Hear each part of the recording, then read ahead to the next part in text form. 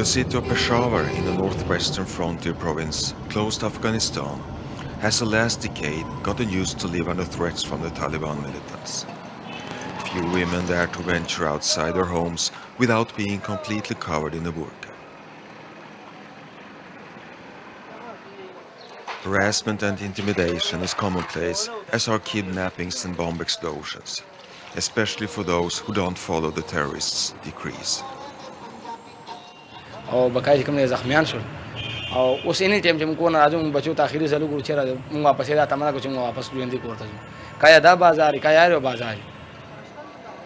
Sarfaraz Hkan is a wholesale distributor of mostly Indian music and DVD films, which are considered un-Islamic by the Taliban. After several threats and attacks, the bullet holes are there for everyone to see. His shops now have their own security. Many policemen have been captured and later executed by the Taliban. So it's understandable that the underpaid police is reluctant to openly engage the militants, especially when support from the government is lacking. So it's better to keep the CDs hidden in black plastic bags. حکومت سره نه لکه مونږ هیڅ قسم ستاون نشته حکومت ولټه مونږ ته چې کار بند کړي بیا دې کې بیا موږ احتجاج کړی بعد کې بیانونه ورکړو پولیس خلاف چې ماته چې طالبانو کار لګي پولیس کې. Peshawar is in a state of bated breath, and the Taliban are currently keeping a low profile. The Pakistani government has repeatedly stated that the war on the Taliban will be extended into the tribal areas bordering Afghanistan. That will be a much bigger challenge for the army than the Swat operation. So I don't think that it can be a complete victory. Maybe they will be able to defeat Taliban in certain places, but they won't be able to achieve victory in all the areas. For journalists, the situation is extremely difficult, and there seems to be no hope for an immediate improvement. Unfortunately, we don't have the kind of leadership which can actually lead Pakistan to survival. Since the partition from India, the military has held a strong grip over Pakistan, and civil society and judiciary is weak. Politics has been tarnished by corruption and inefficiency. After the general elections in February 2008, and with the resignation of General Musharraf, Pakistan now has a civilian government, and recently the Chief Justice was reinstated after having been suspended by Musharraf. But human rights standards are considered low, and respect for civil rights almost non-existent. At the University of Rawalpindi, student leader Kunumal Asif got first-hand experience of Pakistan's repressive system. In our hostel, there were no electricity, no water, and the people were listening. And the students were really worried about the bad conditions of the hostel. So we decided that we will protest against the university administration, and we will fight for our rights. More than 1,000 students turned out to protest, and the leader, Asif, got beaten by the police, and afterwards was fined 5,000 rupees by the university administration for, as they claimed, causing unrest.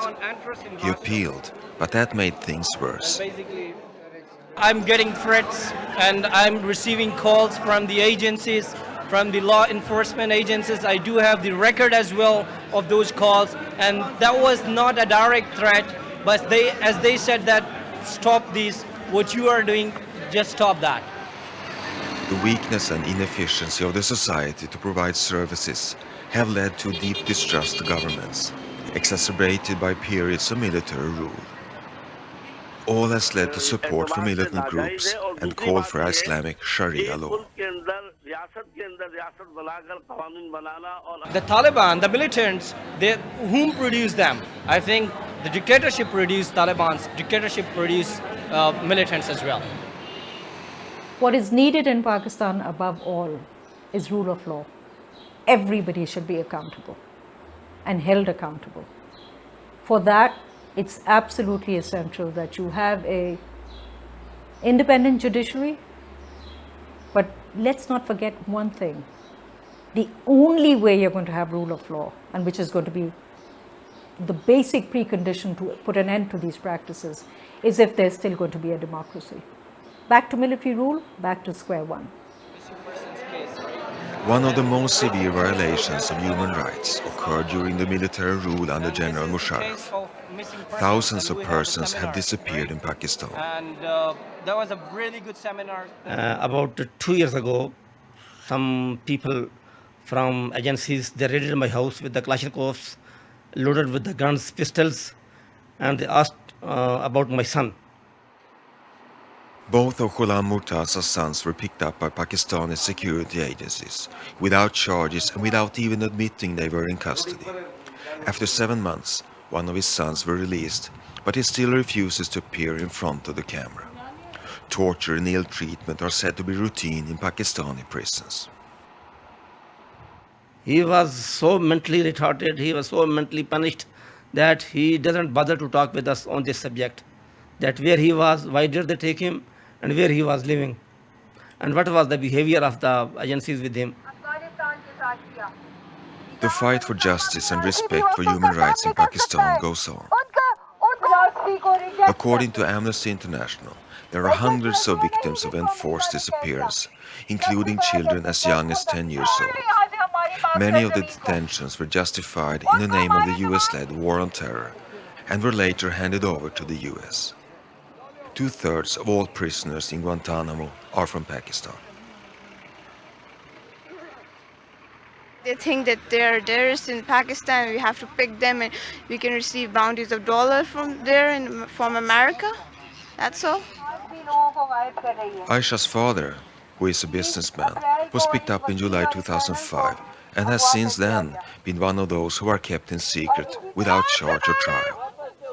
Aisha and her mother Amina are among those who wage a long-lasting campaign for the illegally detained. Like many cases, there are eyewitness testimony as to their detention, but no official response, not even now under a civilian government. I just feel desperate. I wish I would be someone to do this thing all, to make these things right. And that's so awful. I cannot say anything, but they should feel. They have daughters, they have hearts too. They should feel it. The small demonstration moves on. Tirelessly for years, Aisha Masood and her organization has been working for the release of the illegally detained by all possible means. After having toured almost around the world for justice in Pakistan, Amina every day receives much support. You can see every day we have nearly 50 of them coming every day. I have 2 big boxes which are full of these letters.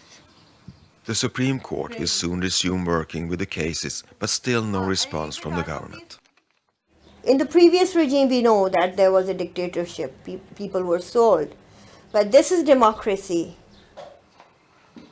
And neither Amina nor her daughter have any hopes in a new government, even though there is now a totally different policy from the United States.